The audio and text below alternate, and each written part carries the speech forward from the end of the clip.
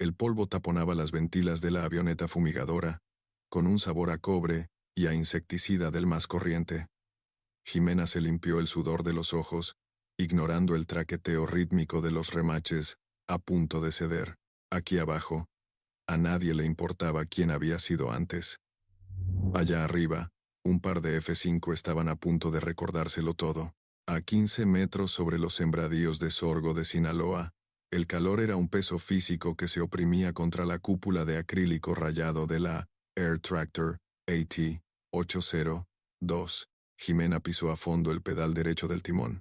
La avioneta, lenta y pesada por la carga, se quejó con un crujido. El motor turbohélice chilló, un zumbido agudo y chirriante que le vibraba en las suelas de las botas y le castañeteaba los dientes. Tiró de la pesada palanca de mando hacia su pecho, levantando a la bestia amarilla en un ascenso abrupto y brutal, que le revolvió las tripas, para librar una línea de torres de alta tensión. El tren de aterrizaje rozó las hojas más altas de un álamo corpulento. No parpadeó. Olió la neblina antes de verla, el penetrante olor químico del fungicida filtrándose por los sellos de goma gastados de la cabina. Sabía a metal. Se le asentó en el fondo de la garganta, mezclándose con el café de olla rancio y frío, que se había tragado de un tirón al amanecer. Tosió. Un sonido seco y áspero que fue devorado al instante por el rugido ensordecedor del motor Pratt Whitney, y niveló la avioneta. Sus manos se movían con una eficiencia brutal y automática. Reducir potencia, flaps a 2 grados, soltar la carga.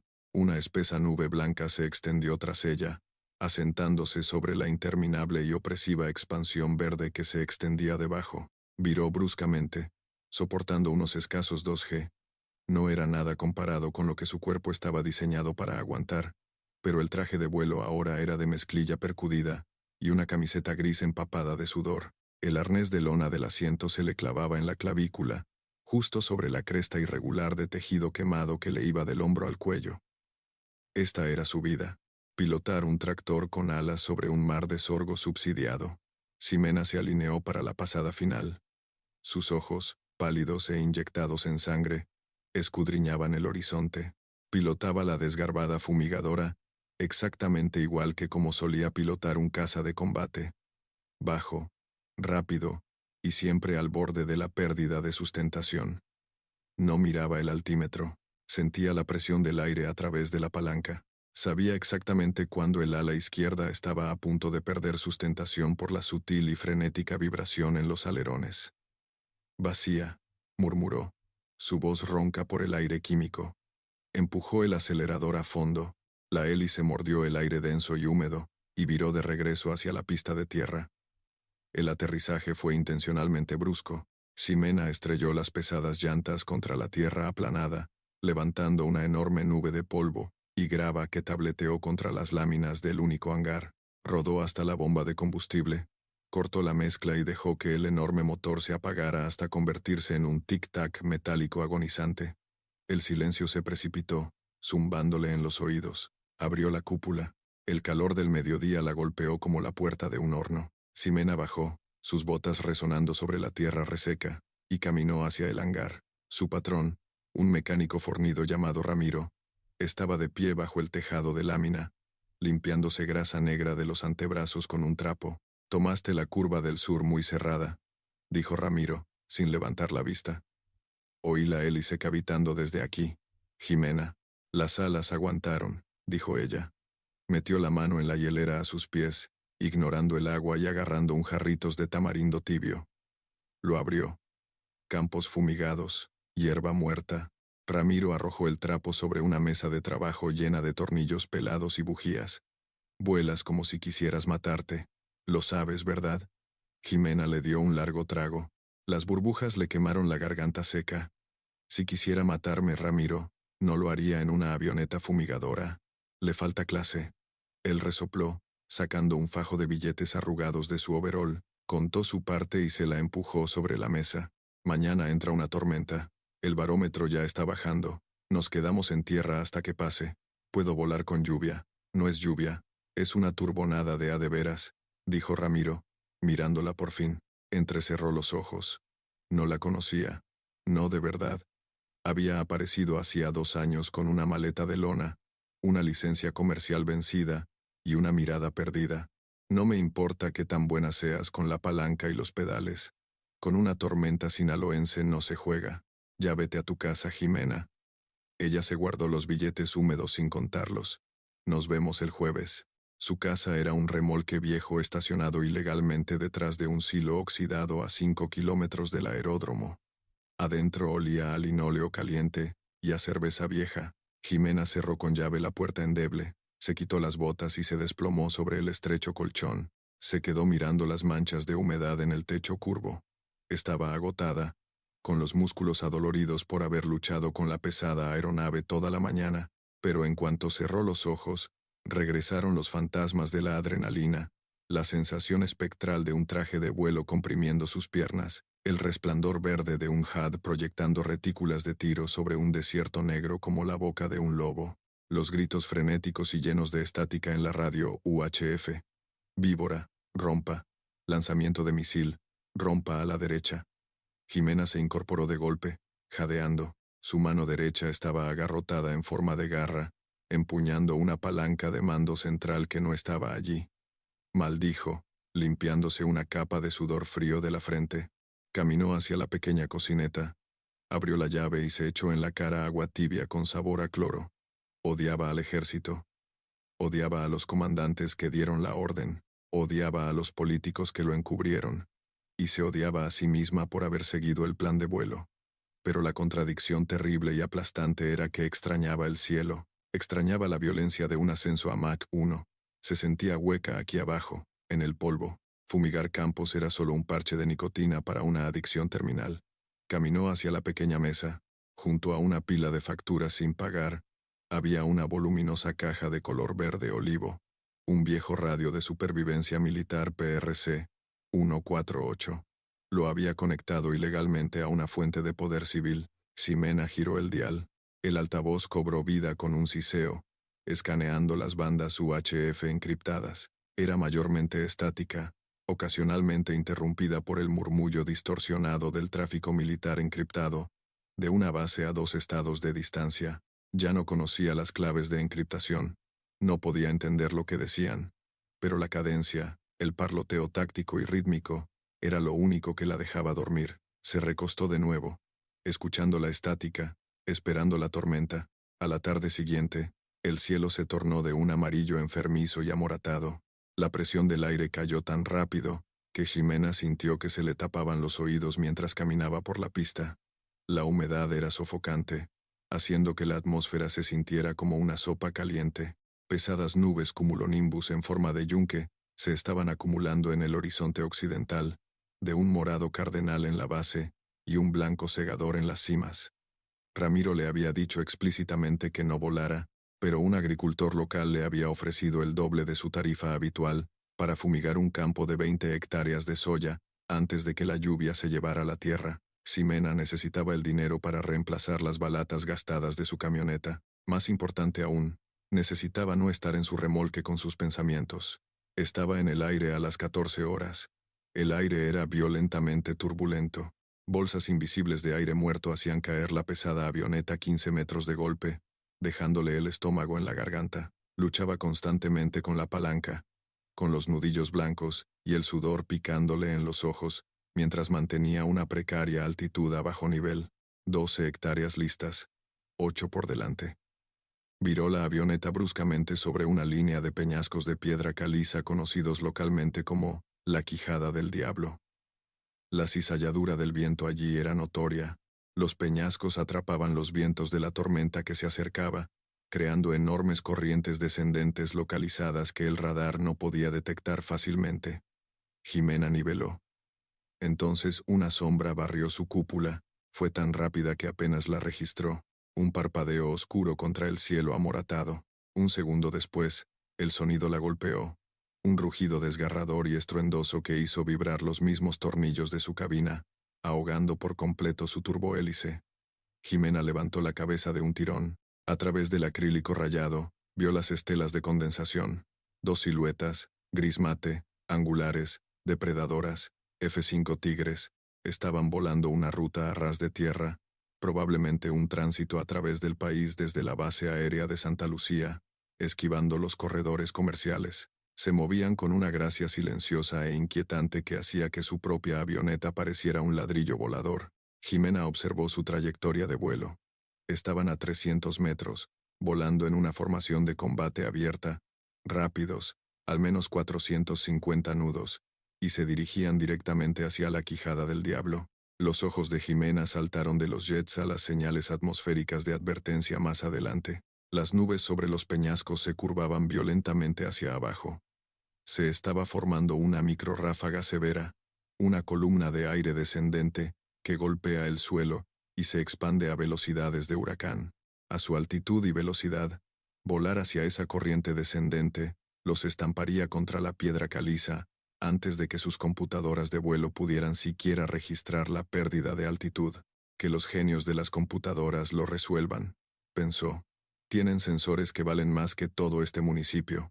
Ya no es tu circo. Agarró la palanca con fuerza, con la intención de virar, pero sus ojos permanecieron fijos en los jets grises. No estaban alterando el rumbo. Su radar probablemente estaba mirando a través del mal tiempo, viendo el espacio aéreo despejado detrás de la turbonada, completamente ciego a la cizalladura localizada y sin precipitación, que caía justo frente a ellos. Su mano se movió antes de que su cerebro diera la orden. Jimena alcanzó el panel de comunicaciones. Escondido bajo una placa oxidada, había un interruptor conectado al viejo radio de supervivencia, PRC 148 que guardaba en su maleta de vuelo, empalmado a sus audífonos. Accionó el interruptor, lanzando su transmisión a la frecuencia de emergencia, UHF Universal Militar. Su mano temblaba. No había presionado un micrófono militar en 4 años. Apretó el botón de pulsar para hablar en su palanca. Vuelo no identificado de 2. Con rumbo 260.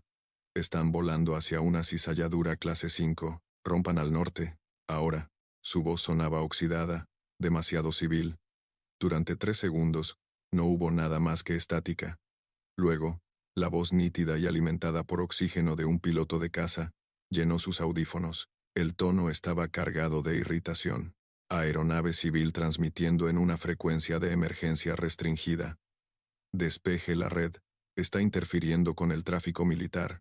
Jimena apretó los dientes. Los F-5 estaban a kilómetros de distancia ahora, a segundos del muro invisible de aire muerto. No habían virado ni un solo grado. Volvió a presionar el micrófono. Esta vez, la vacilación desapareció. El acento civil se desvaneció, reemplazado por la cadencia cortante, plana y absolutamente autoritaria de una líder de ataque en combate. Líder fantasma. Esto es un redireccionamiento de emergencia. Dije que rompan al norte, arrogante hijo de... Tienen una microrráfaga de 100 nudos cayendo de los peñascos a 3 kilómetros de frente. Desvíense o se van a comer las piedras. Acuse de recibido y ejecute. Silencio. Luego vio las estelas de condensación romperse violentamente. Los 2 F-5 viraron bruscamente a la derecha, sus posquemadores brillando de un naranja intenso contra las nubes oscuras, mientras aplicaban máximos G para ascender y alejarse de los peñascos. Un latido después, el aire por donde acababan de pasar se convirtió en un vórtice violento y lodoso. La microrráfaga se estrelló contra la tierra, arrancando árboles de la cresta y lanzando una enorme nube de polvo y escombros al cielo. Jimena soltó el aire. No se había dado cuenta de que lo estaba conteniendo. Su corazón martilleaba contra sus costillas como un pájaro atrapado. Idiotas. Se agachó para apagar el radio militar. De repente, su transpondedor digital, una unidad ADS-B comercial barata, parpadeó y se reinició. La pantalla se llenó de rápidas líneas de código. Sus audífonos crepitaron. Pero esta vez no era la frecuencia de emergencia abierta. Era una transmisión directa punto a punto. El sistema de enlace de datos de los F-5 había barrido el espacio aéreo, detectado su radio militar no autorizado, descifrado la encriptación civil y encontrado la clave criptográfica heredada, que aún estaba enterrada en la memoria flash de su radio. Air Tractor 04 Tango. La voz en la radio era diferente ahora. La arrogancia había desaparecido por completo, reemplazada por un shock hueco y sin aliento. Correlación del sistema completa. Estoy leyendo una clasificación de archivo, restringido en su hardware. El estómago de Jimena se hundió. Una fría ola de náuseas la invadió. El sabor metálico del miedo reemplazó al del pesticida en su lengua. Negativo, mintió Jimena, su voz temblando. Compré este radio en una tienda de excedentes militares. Debe ser un error. Negativo. 04 Tango, dijo el piloto.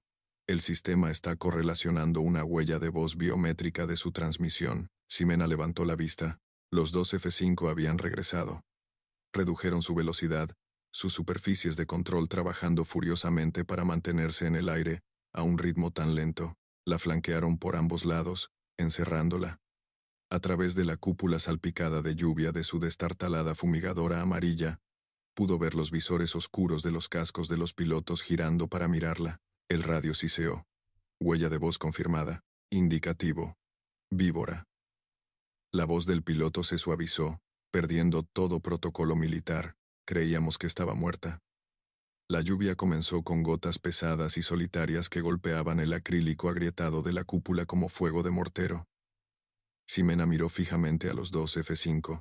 Estaban tan cerca que podía ver los remaches en su fuselaje, la lluvia resbalando por su revestimiento absorbente de radar en una fina neblina gris. La brecha tecnológica entre su avioneta maltratada y manchada de químicos y los cazas de combate era ridícula. Ellos pertenecían a la estratosfera. Ella pertenecía al polvo. Víbora, repitió la voz en sus audífonos. Era tensa, forzada, con una mezcla de incredulidad y protocolo. Cambia a la frecuencia encriptada 0 hasta 9 alfa. Se le ordena entrar en formación y escoltar a Ximena. Se agachó y arrancó violentamente el cable de comunicaciones del radio de supervivencia, PRC 148. El silencio en sus audífonos fue ensordecedor, reemplazado instantáneamente por el rugido físico y ensordecedor de su propio motor Pratt Whitney. Su pecho subía y bajaba agitadamente. El aire en la cabina de repente se sintió demasiado delgado para respirar.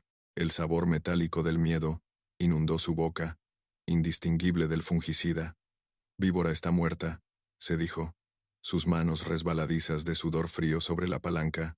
Se calcinó en la Sierra de Juárez. No miró a los F-5. Miró el altímetro.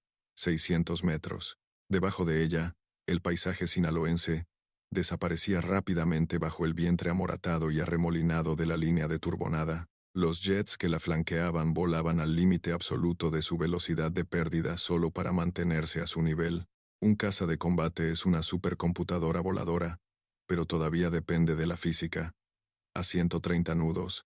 Eran pesados, lentos y vulnerables. Ximena bajó la palanca de los flaps a 30 grados y cortó el acelerador por completo. El morro de la Air Tractor se inclinó violentamente. La alarma de pérdida de sustentación chilló, un sonido mecánico y estridente que le taladró los tímpanos. La pesada avioneta amarilla cayó del cielo como un yunque. A través de la cúpula, vio al F-5 a su derecha intentar compensar, pero la reacción del piloto fue una fracción de segundo demasiado tarde. El jet se abalanzó hacia adelante, rebasándola al instante, su posquemador brillando de un blanco azulado en la penumbra, mientras el piloto luchaba para evitar que la aeronave multimillonaria cayera en barrena. Ximena ya se había ido. La gravedad la aplastó contra el flojo arnés de lona. La cicatriz de la quemadura en su hombro gritó en protesta, mientras las correas se clavaban en su clavícula. Dejó que la avioneta se desplomara, el altímetro desenrollándose vertiginosamente. 300 metros. 150. La tormenta la engulló. La visibilidad se redujo a cero absoluto. La lluvia martilleaba el fuselaje con tanta fuerza que sonaba como si estuviera volando a través de una trituradora de grava. La turbulencia la golpeó como un golpe físico, lanzando la fumigadora de 3 toneladas violentamente hacia la izquierda. Su cabeza se estrelló con fuerza contra la ventanilla lateral. Destellos blancos de dolor estallaron detrás de sus ojos. Saboreó el cobre, sangre de verdad esta vez, cálida y punzante, acumulándose en la comisura de su boca. «Ándale, pinche cacharro feo», siseó entre dientes, luchando con la palanca con ambas manos. No tenía radar. No tenía un horizonte artificial que no estuviera dando vueltas salvajemente en ese momento. Pilotaba por puro instinto, sintiendo la corriente de aire estremecerse sobre los alerones. Empujó el acelerador a fondo, escuchando al motor ahogarse con la ingesta torrencial de agua, antes de arrancar con una tos violenta y rítmica. Niveló a 15 metros sobre el suelo. Las copas de los álamos pasaban zumbando junto a su tren de aterrizaje, como dedos verdes y prensiles en la sopa gris. Aquí abajo, en el desorden del terreno, y bajo la fuerte precipitación, los sofisticados radares de los F-5 tendrían serios problemas para distinguirla de un tráiler en movimiento o de un silo. Voló a ciegas durante 20 minutos, rozando la tierra, con la tormenta enmascarando su firma de calor y su sección transversal de radar. Cada músculo de su espalda estaba tan tenso que sentía como si los tendones fueran a romperse. Estaba aterrorizada, no por la tormenta ni por estrellarse. Estaba aterrorizada de que el cielo la recordara. Cuando el familiar techo oxidado del hangar de Ramiro finalmente se materializó a través del diluvio, no se molestó en hacer un patrón de aterrizaje adecuado. Bajó el tren de aterrizaje, cortando la potencia sobre la cerca perimetral. La avioneta se estrelló contra la pista de lodo. Las ruedas se bloquearon, derrapando salvajemente. Ximena pisoteó los pedales del timón, luchando contra el hidroplaneo, hasta que la pesada aeronave giró 90 grados y se detuvo violentamente a centímetros de la pared del hangar. Apagó el motor. El silencio que se precipitó fue más pesado que la tormenta. Ximena se desabrochó el arnés, sus manos temblando tan violentamente que apenas podía operar el broche de metal. Abrió la cúpula de una patada, trepó al ala mojada y vomitó sobre el borde de ataque. Se arrodilló allí bajo la lluvia helada, tosiendo, el ardor ácido de la bilis mezclándose con la sangre en su boca. Apoyó la frente contra el aluminio helado y resbaladizo del ala. No era una heroína, era un fantasma, y se suponía que los fantasmas no sangraban. La lluvia se había convertido en una llovizna miserable y persistente para la medianoche, dejando el aeródromo ahogado en lodo y sombras. Ximena estaba sentada en un barril de químicos volcado dentro del hangar abierto. Sobre ella, una única bombilla fluorescente se balanceaba suavemente con la corriente, zumbando como un avispón enojado, y arrojando una luz amarillenta y enfermiza sobre el concreto. El aire era denso. Olía a tierra mojada, a solvente áspero en aerosol y a óxido frío. Sostenía un pesado martillo de bola en su mano derecha. Entre sus botas yacían los restos destrozados del radio de supervivencia PRC 148. Volvió a bajar el martillo. Crack. La fibra de vidrio verde se astilló. Un diminuto capacitor se rompió, emitiendo un leve siseo y una bocanada de humo acre con olor a ozono. Bajó el martillo por tercera vez, apuntando a la carcasa de la memoria flash. La cabeza de acero resbaló sobre la carcasa de plástico curva y se estrelló contra el concreto, despellejándole los nudillos. Ximena dejó caer el martillo con un sonido agudo y metálico.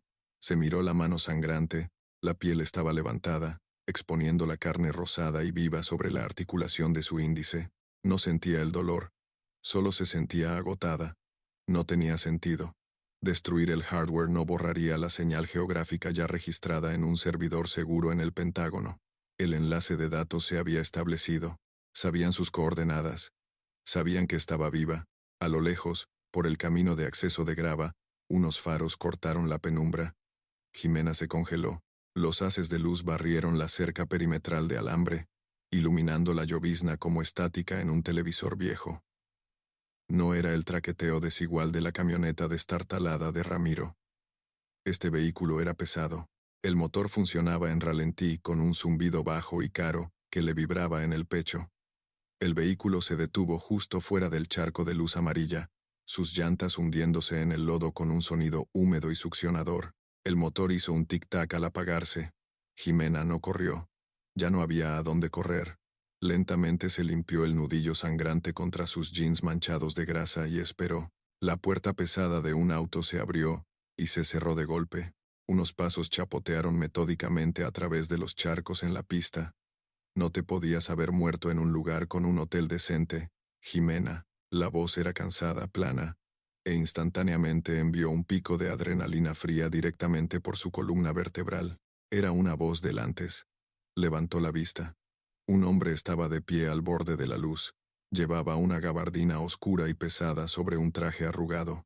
La lluvia le había pegado el cabello gris y ralo a la frente. Sostenía un sobre manila grueso en su mano izquierda. No parecía un alto mando militar ni un agente federal. Parecía un ajustador de seguros que no había dormido en una semana. Pero Jimena sabía exactamente lo que era.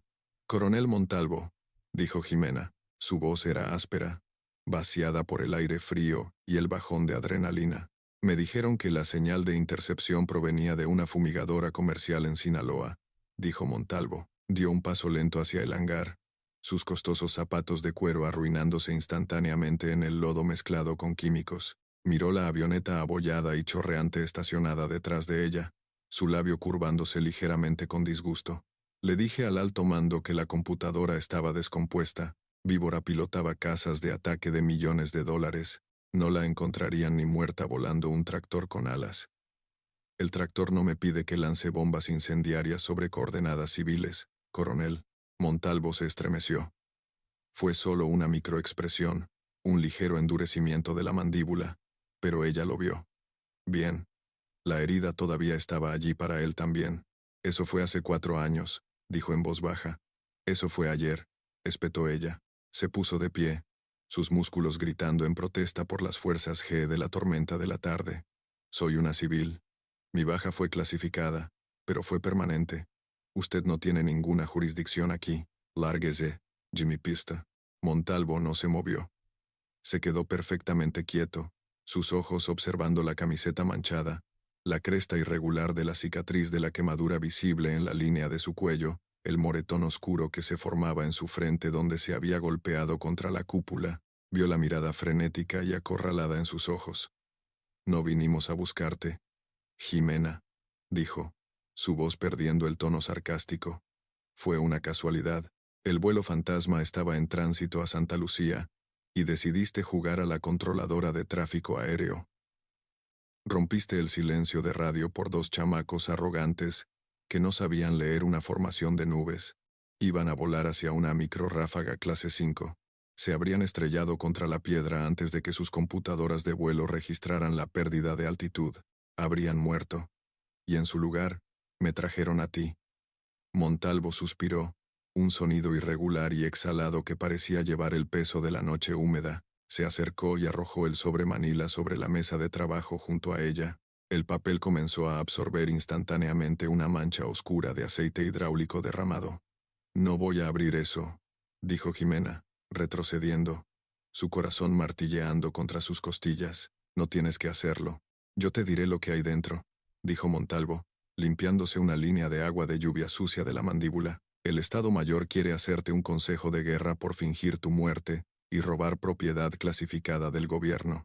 La inteligencia naval quiere desaparecerte en un sitio negro por exponer una vulnerabilidad fatal en la red segura de enlace de datos. Pero yo intercepté el archivo». Jimena se cruzó de brazos con fuerza, sus dedos clavándose en sus propios bíceps para evitar que temblaran. «¿Qué es lo que quiere, Montalvo? Usted no hace favores. Quiero a la piloto que sobrevivió al cañón de la Sierra Madre», dijo, sus ojos clavándose en los de ella. «Perdimos un aparato ayer sobre el Golfo de Tehuantepec, un prototipo experimental, carga clasificada. El piloto se eyectó, pero está atrapado en un banco de arena que se está hundiendo. El clima es un ciclón categoría 5. Los helicópteros no pueden volar en él. Los rotores se congelan en 90 segundos. Los drones pierden sus enlaces de datos en la tormenta eléctrica. Lo único que puede pasar por debajo del radar, navegar la cizalladura y localizar una baliza térmica entre el desorden del terreno, es una nave tripulada», la señaló con un dedo. «Alguien que vuele completamente en manual, por debajo del nivel de detección, por puro instinto y sin margen de error». Jimena lo miró fijamente. El olor del asfalto mojado y los pesticidas pareció desvanecerse, reemplazado por el aroma clínico y fantasmal de oxígeno puro enlatado. «No», susurró. «La temperatura del agua es de 2 grados. El aire está a 5, continuó Montalvo, implacable. Si esperamos a que pase la tormenta, se congela. Su baliza ya se está debilitando». Golpeó el sobre aceitoso. «Vuelas esta extracción y yo borro el servidor. Hago que la señal de Sinaloa desaparezca para siempre. Vuelves a ser un fantasma entre el sorgo y nadie te vuelve a molestar. Si dices que no, Los marinos federales estarán viniendo por ese camino de grava al amanecer. Ximena miró el sobre. Luego miró más allá de Montalvo, hacia el cielo negro como boca de lobo, donde los restos de la tormenta todavía retumbaban sobre la llanura. Odiaba al ejército, odiaba el uniforme, los secretos, los daños colaterales.